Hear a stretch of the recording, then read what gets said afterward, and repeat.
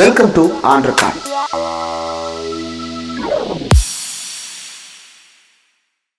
Welcome to on record. இன்றைக்கு நம்மோடு நேர்காணலுக்காக சிறப்பு விருந்தினராக மூத்த பத்திரிகையாளர், அரசியல் திறனாய்வாளர் தராசு ஷியாம் அவர்கள் இணைந்திருக்கிறார். அவரோடு பேசலாம். சார் வணக்கம். சார் வணக்கம் இந்திரகுமார். தமிழ்நாட்டு அரசியல்ல பெண்களுக்கான பாதுகாப்பு, இன்றிலிருந்து பெண்கள் மீதான வன்கொடுமைகள் ஒழிக்கப்படுகின்ற நாள் சார். பெண்கள் பாதுகாப்பு உறுதிப்படுத்தப்பட்ட நாள். காந்தி கண்ட அந்த நள்ளிரவில் நடுரோட்டில் நடந்து போகின்ற அந்த உரிமை கிடைக்கப்பெறுகின்ற நாள் அப்படின்ற அளவுக்கு தாவேக்காவினர் செங்கோட்டையன் உள்ளிட்டவர்கள் எல்லாம் பேசி ஃபயராக சிங்கப்பெண் அதிரடிப்படைய இன்றைக்கு முதலமைச்சர் விஜய் விழா பேருரையாற்றி தொடங்கி வைக்கிறார் சார், மாலை ராஜரத்னம் அரங்கத்துல. அந்த செய்தி எப்படி பாக்குறீங்க?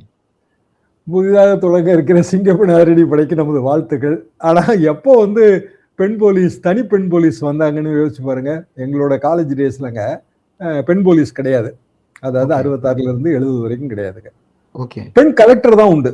எங்களுக்கு எல்லாம் தெரிஞ்ச பெரிய பெண் கலெக்டர் யாருன்னா சௌஹார் ஜானகி தான். இருகோடுகள் படத்துல அவங்க பெண் கலெக்டரா வருவாங்க. அண்ணாட்ட போய் பேசிட்டு வருவாங்க. அண்ணா இறந்துட்டாருங்க.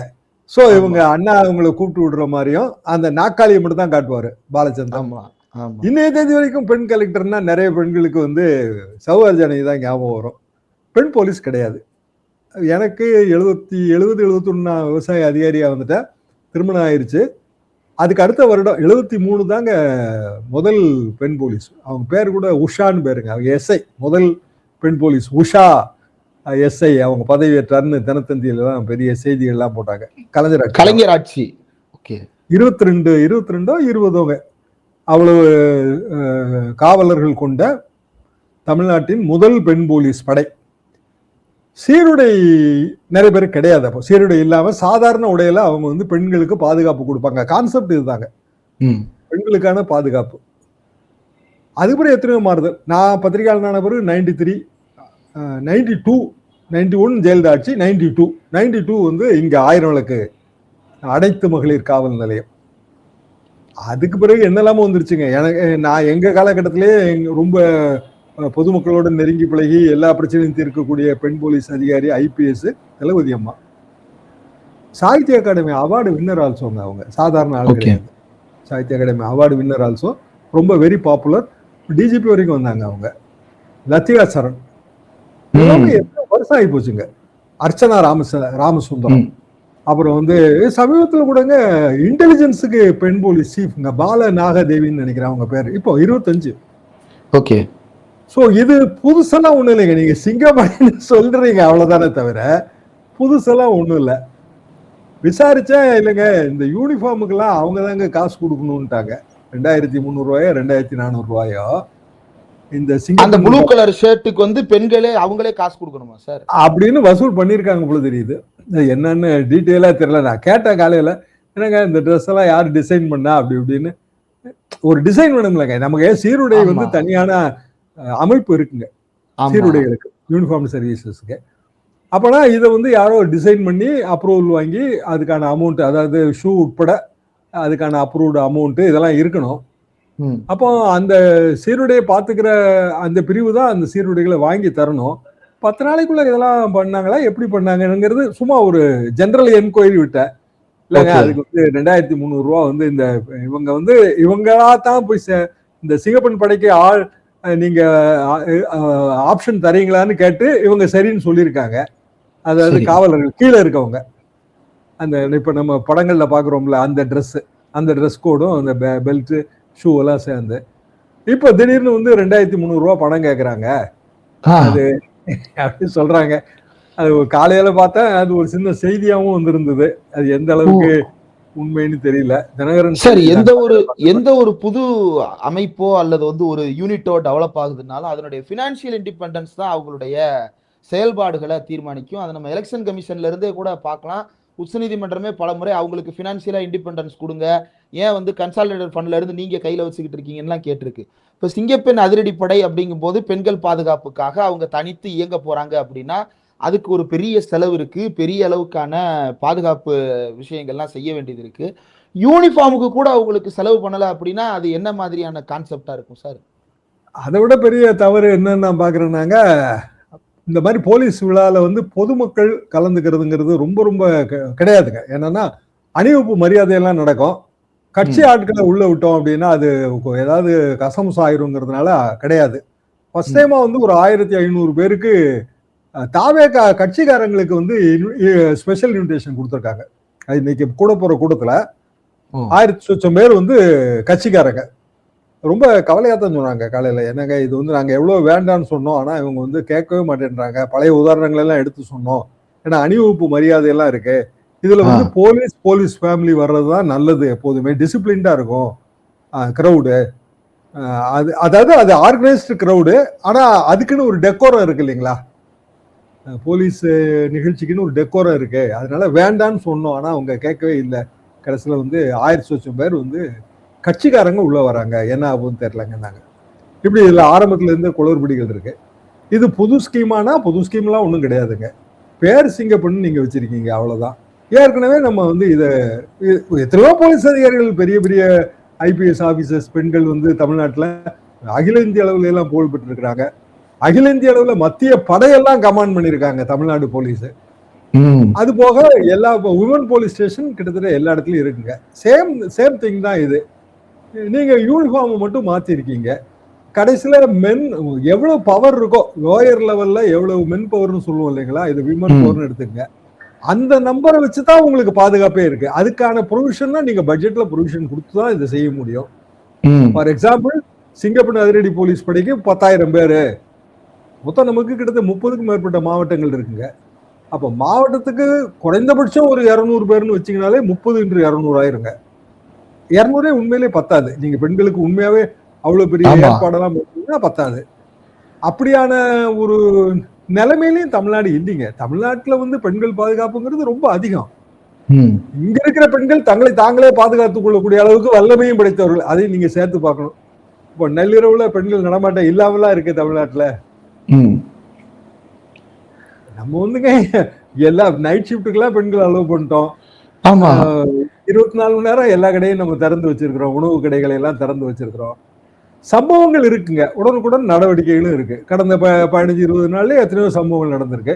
அதே மாதிரி கடந்த 5 வருஷத்துலயும் எத்தனையோ சம்பவங்கள் இருக்கு. எவ்வளவு குயிக்கா ரெஸ்பாண்ட் பண்றாங்க போலீஸுங்கிறத வச்சுதான் நம்ம ஜட்ஜ் பண்ண முடியும். முழுக்க முழுக்க 0 சம்பவங்களுக்கு யாருமே கொண்டு வர முடியாதுங்க. எந்த அரசாட்சியிலையும் கொண்டு வர முடியாது, எந்த நாட்டிலையும் கொண்டு வர முடியாது. எவ்வளவு வேகமா வந்து ரெஸ்பாண்ட் பண்றோம்னா அதுக்கேற்ற மாதிரியான டெக்னிக்கல் கம்யூனிகேஷன் இருக்கணுங்க. அவ்வளவுதான் பாயிண்ட். விரைந்து நடவடிக்கை எடுக்கும் போது அதை செஞ்சாங்கனாலே போதும். ஆனா அதை விடுத்து வந்து இது ஒரு ஷோ பீஸ் மாதிரி சிங்கப்பெண் அதிரடி படை விளம்பரம் அப்படி போகுது. எனக்கு நிறைய ஒரு கேள்வி சார். நீங்க சொன்னது ஒருவேளை இது ஷோ பீஸா அல்லது ஒரு அட்டென்ஷன் சீக்கிங்கான ஒரு விஷயமா இருக்குமோன்றது எதனால தோணுதுன்னா, கடந்த ஆட்சியினுடைய நிறைவு பகுதியில வந்து இந்த தூத்துக்குடியில ஒரு மாணவி வந்து படுகொலை செய்யப்பட்டது, அவங்க வன்கொடுமை செய்யப்பட்ட விவகாரம் வந்து விளாத்திக்குளம் சம்பவம் வந்து ரொம்ப அதிகமாக பேசப்பட்டது. அப்போ அந்த பெற்றோர் சொன்னது என்ன அப்படின்னா, ஒரு காவல் நிலையத்துக்கு போகும்போது உன் பிள்ளை எங்கேயோ எவன் கூட ஓடி போயிருந்தா நாங்க சொல்றதுக்கே தயக்கமாக தான் இருக்கிறது. ஆனா அவங்க பதிவு பண்றாங்க, அதை இப்படி சொல்லி அனுப்பி விட்டாங்க அப்படின்னு. நான் என்ன நினைச்சேன் சார், அந்த நியூஸை பார்த்தோன்னே யாரோ ஒரு ஆண் காவலர் இப்படி அடாவடியா பேசியிருக்கிறாரு போல அப்படின்னு நினைச்சா, பேசினவங்க வந்து ஒரு பெண் காவலர். அதற்கு பிறகு அவங்க அரசாங்கத்தால பணியிடை நீக்கம் செய்யப்படும் போது அவங்க பெண் காவலர்னே தெரிய வருது. அப்போ இந்த பாலியல் குற்றச்சாட்டுகள் அல்லது பாலியல் குற்றங்கள் குறித்த விழிப்புணர்வு அப்படின்றது முதல்ல அடிப்படையில காவல்துறையில் இருக்கின்ற எல்லா மட்டங்களில் இருக்கக்கூடிய அதிகாரிகளுக்கே தேவைப்படுது.